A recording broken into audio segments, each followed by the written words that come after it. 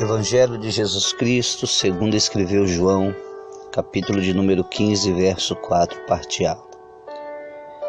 Se permaneceres em mim, e eu permanecer em vós, somente até aqui.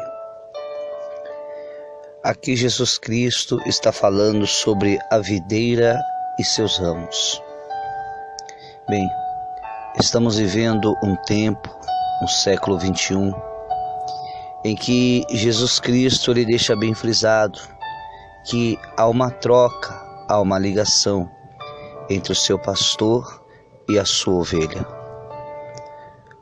Hoje nós vemos que foi criado um lema esse que é: eu sou pastor de tal ovelha.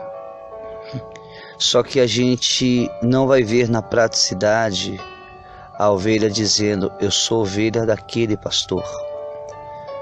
Qual é a diferença?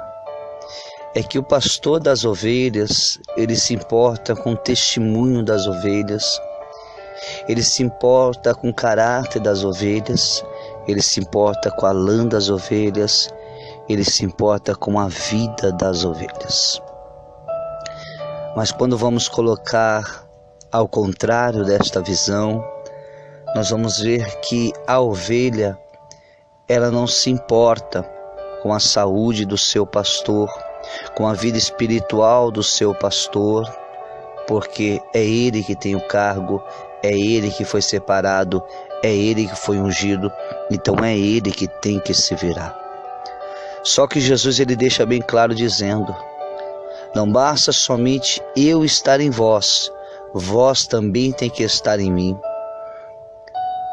Hoje em dia nós temos que entender que a mensagem de João 15, verso 4, é o mesmo do verso 7 que diz: se permaneceres em mim e as minhas palavras permanecerem em vós, tudo que pedires será feito.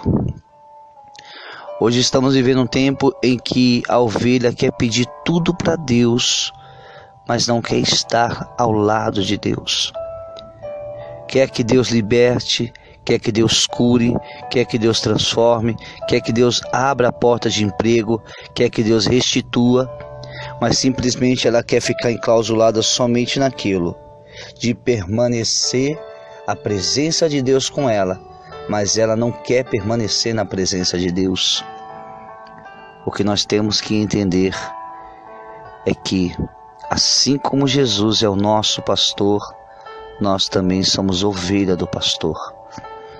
O dia que a igreja do século 21 despertar e entender que além de eu ter um pastor, eu tenho que ser ovelha do pastor, ou seja, se o pastor ele cuida de mim, eu cuido dele.